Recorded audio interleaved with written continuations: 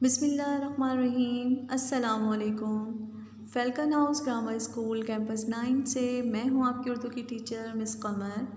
Level 1 students कैसे हैं बेटा, क्या हाल चाल है। उम्मीद करती हूं कि मेरे तमाम स्टूडेंट्स खैर आफियत से होंगे। आमीन सुम आमीन।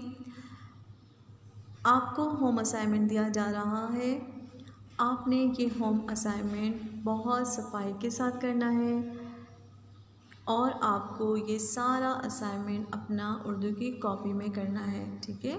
और आपको पता है इस असाइनमेंट के मार्क्स हैं जो आपको फाइनल टर्म में आपको नंबर्स दिए जाएंगे। तो आइए असाइनमेंट देखते हैं कि हमसे क्या क्या सवालात किए जा रहे हैं। सवाल नंबर 1, सबक अच्छी बातें में से 2 अच्छी बातें और 2 बुरी बातें लिखिए।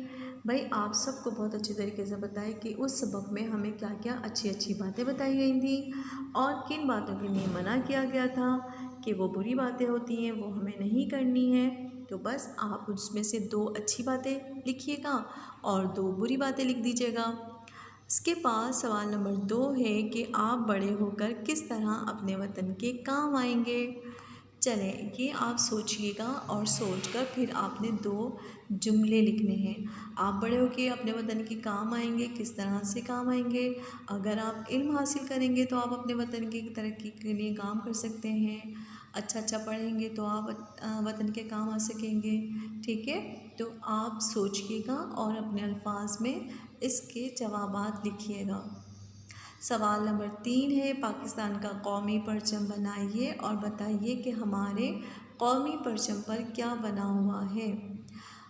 कौमी परचम किसे कहते हैं? हमारा नेशनल फ्लैग जी।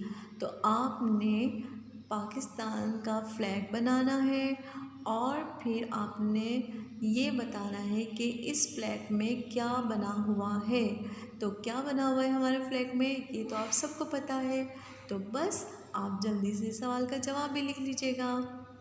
लेवल 1 आपने ये काम बहुत अच्छी तरीके से सफाई के साथ हुरूफ की बनावट पर तवज्जो देकर करना है और आपको ये तमाम काम अपनी उर्दू की कॉपी में ही करना है।